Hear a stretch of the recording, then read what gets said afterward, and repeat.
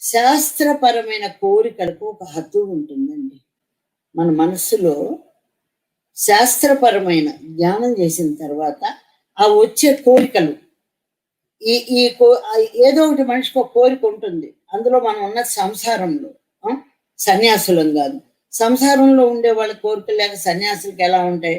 పిల్లలు ఉంటారు, వాళ్ళకి ఏదో చేయాలనిపిస్తుంది, వాళ్ళకి ఏదో డెకరేట్ చేయాలనిపిస్తుంది, ఏదో ఒకటి చేయాలనిపిస్తుంది, వండాలనిపిస్తుంది, పెట్టాలనిపిస్తుంది, చూసిన ఏదో ఒకటి చేయాలనిపిస్తుంది. ఇవన్నీ సహజమైన కోరికలని మనం అనుకుంటాం. కానీ ఇవే కోరికలలో దుఃఖపడే రోజులు ఉన్నాయి, అవటం లేదని కొట్టుకున్న రోజులు ఉన్నాయి, ఎక్కువ తక్కువలు ఉన్నాయి, ఎన్నో ఉన్నాయి.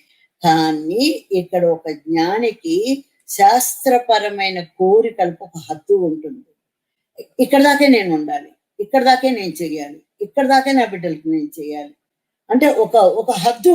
జ్ఞానికి ఒక హద్దు ఉంటుంది, అజ్ఞానికి హద్దు ఉండదు. మళ్ళీ కర్మలో కొట్టుకుపోతాడు, మనకు మించి వెళ్ళిపోతున్నాడు. అంటే నేను ఎక్కడ స్టాప్ చేయాలనేది వాళ్ళకి తెలియదు. ఒక తల్లి ఉంది, ఈ బిడ్డలకి నేను ఇంత దాకే చేయగలను, వాళ్ళు చివరి దాకా ఏం చేయాలి అనేది నా డ్యూటీ కాదు.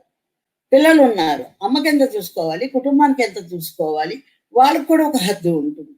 ఈ కుటుంబంలో ఉండే విషయాలలో లోక కళ్యాణం కోసం చేసే పనుల్లో మన సమయాన్ని ఎంత వినియోగించుకోవాలి అన్నది జ్ఞాని లక్ష్యం. అలా కాకుండా కూరుకుపోయి అక్కడే ఉండిపోయి వాళ్ళ కోసమే ఏడుస్తూ మన కోసం ఏడుస్తూ ఉన్నది అజ్ఞానం.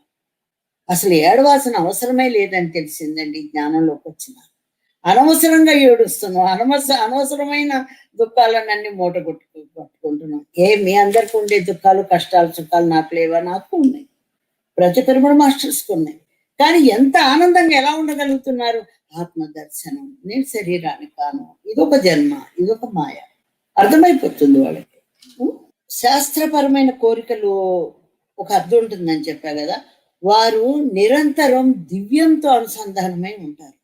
ధ్యాని ఎవరైతే ధ్యానం చేస్తున్నారో, జ్ఞానులు అయ్యారో, ఈ ప్రపంచంతో అనుసంధానమై ఉండరు. ఏమన్నా జరగనండి ప్రపంచంలో, దివ్యంతో దివ్య లోకాలతో అనుసంధానమై ఉంటారు. ప్రపంచంతో అనుసంధానమైన ఉండేవాళ్ళు కరోనాకు భయపడుతున్నారు, ఇంకో దానికి భయపడుతున్నారు. అసలు ఆ కరోనా అంటే ఏంటో భయమే లేదు. ఎందుకంటే దీంతో కలిసి లేము, దివ్యంతో కలిసి ఉన్నాం, మనం చేసే పనితో కలిసి ఉన్నాం. ఇతరులకు ధ్యానం చెప్పాలి, మాంసం మాన్పించాలి, వాళ్ళ ప్రాణాలు నిలపాలన్న ధ్యేయంతో ఉన్నాం. అప్పుడు ఏమవుతుంది? దివ్యంతో అనుసంధానమై ఉన్నప్పుడు నీ కోరికలు విజృంభిస్తాయి. అవి ఎలాంటివైనా సరే దివ్యం అద్భుతంగా తీరుతాయి, ఒకరికి హాని కలిగించకుండా.